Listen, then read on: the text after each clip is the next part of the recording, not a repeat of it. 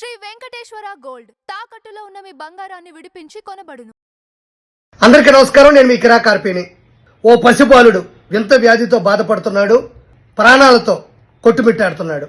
ఆ పిల్లాడికి power star Pawan Kalyan గారంటే విపరీతమైన అభిమానం. ఎందుకంటే కేవలం సినిమాల్లో నటించడం వల్ల మాత్రమే కాదు, వ్యక్తిగతంగా కూడా పవన్ కళ్యాణ్ గారు చాలా మంది సహాయం చేస్తాడు. ఆ విలువలు తెలిసినటువంటి చాలా మంది వయసుతో సంబంధం లేకుండా ఆయన ప్రేమిస్తారు, అభిమానిస్తారు, ఆరాధిస్తారు.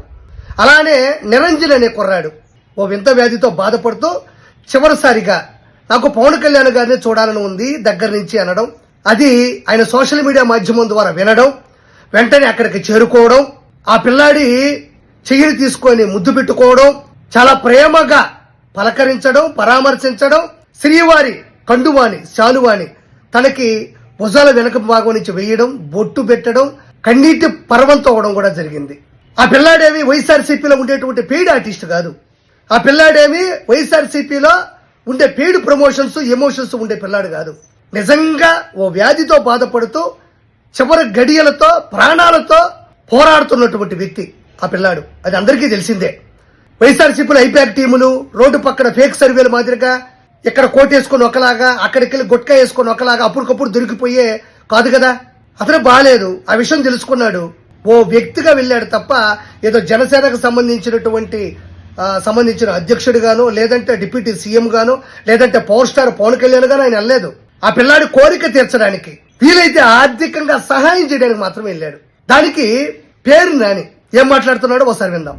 పవన్ కళ్యాణ్ గారికి ఆంధ్ర రాష్ట్రంలో ఉన్నటువంటి జనసేన వాళ్ళ గురించి ఏమీ పట్టింపు ఉండదు, ఆయనకి ఏమీ కనపడవు వినపడవు. కనపట్లే సార్, నాకు వినపడదు సార్ అంటాడు. చూసా అట్ట అనమాట. ఏముంది తెలంగాణలో ఎవడో అంట ఒంట్లో బాగోలేదు, మా అన్నయ్య కావాలన్నా అంటే పరిగెడుతున్నాడు. ఇక్కడ చచ్చిపోయాడు రా ఒకడని చెప్తుంటే తల్లి ఏడుస్తుంది, బూడిదన్ని ఇవ్వండి రా అని చెప్పని అడుగుతుంటే ఇది వినపడదు. ఈ జనసేనుడి మాట వినపడదు. మా ఊళ్ళో ఇల్లు నేలమట్టం చేశారు రా బాబు అని చెప్తుంటే అది కనపడదు. అలా ఏడు వినపడదు. జనసేన వాళ్ళు మా తెలుగుదేశం వాళ్ళు మా ఆస్తులు లాక్కుంటున్నారా అంటే వినపడదు, కనపడదు.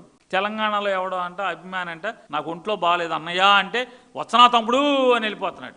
ఆంధ్రలో మాత్రం కనపడదు, వినపడదు. అదేదో రాజా ది గ్రేట్లో చెప్తాడు, ఏమో సార్ నాకు కనపడదు సార్ అంటాడు. చూశారు కదా, ఇదంతా ఒక డ్రామా లాగా. అన్నయ్యా అని ఆ పిల్లాడంటే తమ్ముడు, ఎంత వెటకారం ఇది, ఎంత అహంకారం ఇది. ఇలా మాట్లాడొచ్చా? పేరునాని నిన్ను తిట్టాలంటే ఈ రోజు భారతదేశంలో ఉండే బూతులు సరిపోవేమో అనిపిస్తుంది. నిన్ను కొట్టాలంటే ఇదే భారతదేశంలో ఉన్న చొప్పులు కూడా సరిపోవనిపిస్తుంది. నిన్ను ఏ విధంగా పని చేయాలంటే అరుంధతి సినిమాలో పశుపతిని మదవెక్కిన గుర్రానికి కట్టి ఆ గుర్రం లాక్కెళ్తాడు చూడు, ఆ విధంగా పని చేయాలి నిన్ను. అలా మాట్లాడొచ్చా? తప్పు కదా. అక్కడ పరిస్థితి ఏంటి? రాజకీయంగా విమర్శించాలి, రాజకీయంగా మాట్లాడాలి, రాజకీయంగా ఎదుర్కోవాలి. ఇలా ప్రాణాలతో చెలగాటాలు, లేదంటే ప్రాణాపాయ స్థితిలో ఉన్న వాళ్ళు ప్రాణంతో కొట్టుబిట్టాడుతున్నప్పుడు చివరి గడియలు, వాళ్ళ ఆశలు, ఆశయాలు, కోరికలు నెరవేర్చేటువంటి పరిస్థితిలో కూడా మనం ఇలాంటి దారుణమైనటువంటి మాటలు మాట్లాడుతుంటే జనాలు నిన్ను ఏం చేయాలో అర్థం కావట్లేదు. అందరూ షాక్ లో ఉన్నారు. ఈరోజు రేషన్ బియ్యం అమ్ముకొని ఆ డబ్బులతో అడ్డదిడ్డంగా తిని బలిసి కొట్టుకుంటున్న మాటలు ఇవి. బలిసి కొట్టుకుంటున్న మాటలు. జగన్మోహన్ రెడ్డికి పాలేరు పని చేస్తూ, జగన్మోహన్ రెడ్డికి ఊడిగం చేస్తూ, జగన్మోహన్ రెడ్డికి భజన చేస్తూ పదవుల కోసం మదవెక్కి మాట్లాడుతున్న మాటలు అవి. పవన్ కళ్యాణ్ గారు గతంలో కూడా పహల్గామా దాడిలో చనిపోయినటువంటి మధుసూదన్ రావు గారికి 50 లక్షల రూపాయలు వాళ్ళ కుటుంబం దగ్గరికి వెళ్లి పరామర్శించి పరిస్థితి తెలుసుకుని 50 లక్షలు ఇచ్చారు. భారతదేశ బార్డర్ లో దేశ సంరక్షణ కోసం చనిపోయిన ముద్దుబిడ్డ మురళీ నాయక్ కి వాళ్ళ కుటుంబం దగ్గరికి వెళ్లి పరామర్శించి 25 లక్షలు ఇచ్చారు. అదే జగన్మోహన్ రెడ్డి తెనాల్లో ఒక హెడ్ కానిస్టేబుల్ మీద అటాక్ చేసి చంపబోతుంటే వాళ్ళని పనిష్ చేస్తే వాళ్ళ మీద లేని కేసుంటూ ఏమీ లేదు, అన్ని కేసులు ఉన్నాయి. గంజాయి కేసు ఉంది, ఒక కేసు కాదు. ఒక హెడ్ కానిస్టేబుల్ ని చంపబోయినటువంటి నిందితుల్ని, దొంగల్ని, ఆల్రెడీ ఎన్నో కేసులు ఉండే వాళ్ళని జగన్మోహన్ రెడ్డి పరామర్శించడానికి వెళ్ళాడు. ఆ తర్వాత అక్కడికి వెళ్ళిన తర్వాత వాళ్ళ మీద కేసులు ఉన్నాయి కదా, అవి నాకు తెలియదు అన్నాడు. అలాంటి ముఖ్యమంత్రి కింద పనిచేస్తున్న వ్యక్తి నువ్వు. ఓ వ్యక్తి రాజకీయంగా బెట్టింగ్లు పెట్టుకుని డబ్బులు మొత్తం కోల్పోయి అప్పులో వచ్చి ఇంటి మీద కూర్చుంటే తట్టుకోలేక చనిపోతే ఆ వ్యక్తితో భారతదేశానికి సేవ చేసినట్టు, సమాజానికి సేవ చేసినట్టు, అతని కాంస్య విగ్రహాన్ని ప్రారంభోత్సవానికి అతని కుటుంబాన్ని పరామర్శించడానికి వెళ్ళినటువంటి మనిషి జగన్మోహన్ రెడ్డి. ఎవరిని పరామర్శిస్తాడు? ఏ వ్యక్తులు అన్నా నువ్వు వచ్చి మమ్మల్ని పరామర్శించు, మా పరిస్థితులు తెలుసుకో అని ఏ ఒక్కరూ అన్నా ఈ రోజుకి.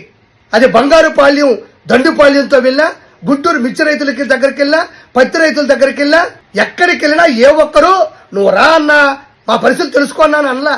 అన్ని పెయిడ్ ప్రమోషన్సే కదా, పెయిడ్ ఆర్టిస్టులతోనే కదా, శాంతి భద్రతలకు ఆటంకమే కదా.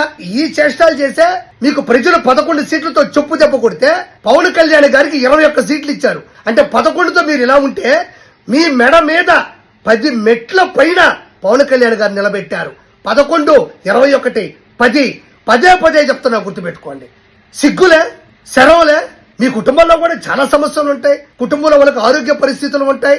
మీకు ఒక ఎమోషన్ ఉంటుందిగా, మీ అమ్మమ్మైనా, నానమ్మైనా, తాతయ్య అయినా, మీ పూర్వీకులైనా వాళ్ళనే మనం గుర్తుపెట్టుకొని ప్రతి పండక్కి ఆ కార్యక్రమాలు చేస్తూ ఉంటాం. ప్రతి పండక్కి కూడా చనిపోయిన వాళ్ళకి కూడా మనం సంక్రాంతి రోజు మనం ఆ కార్యక్రమాలు చేస్తూ ఉంటాం. అలాంటిది ఓ చిన్న కుర్రాడు ఆయన మీద ప్రేమతో చివరిగా చూడాలి అనుకుంటే నువ్వు చేసినటువంటి ఏదైతే ఈ దారుణమైన పరిస్థితి ఉందో ఏం చెయ్యాలి? కాబట్టి ప్రజలు ఖచ్చితంగా దీన్ని అర్థం చేసుకోవాలి. పవన్ కళ్యాణ్ గారికి వాళ్ళ అభిమానులకి చెప్పగలిగింది ఒకటే, సార్ మీరు ఒక శిఖరం, మీరు ఇలాంటివి ఎన్నో చేశారు. ఒక పవర్ స్టార్ పవన్ కళ్యాణ్ అనే ఇమేజ్ తో ఈ రోజు ముఖ్యమంత్రి అవ్వలేదు. చిరంజీవి గారి తమ్ముడు అన్న ఇమేజ్ తో మీరు ముఖ్యమంత్రి అవ్వలేదు. పవర్ స్టార్ పవన్ కళ్యాణ్ అనే వ్యక్తి నిజాయితీగా, నికార్సుగా 10 మందికి సహాయం చేసే వ్యక్తి. తన దగ్గర ఉండేటువంటి పూర్తి అమౌంట్ ని పేద ప్రజలకు ఇచ్చేటువంటి వ్యక్తి. ఈ రోజు ప్రత్యేకంగా ఎవరో వచ్చి మాట్లాడితేనో, ఎవరో వచ్చే ఇలాంటి దౌర్భాగ్యంగా అంటేనో పవన్ కళ్యాణ్ గారి స్థాయిని తగ్గించలేరు, ఆయన స్థానాన్ని తగ్గించలేరు, ఆయన హోదాను తగ్గించలేరు.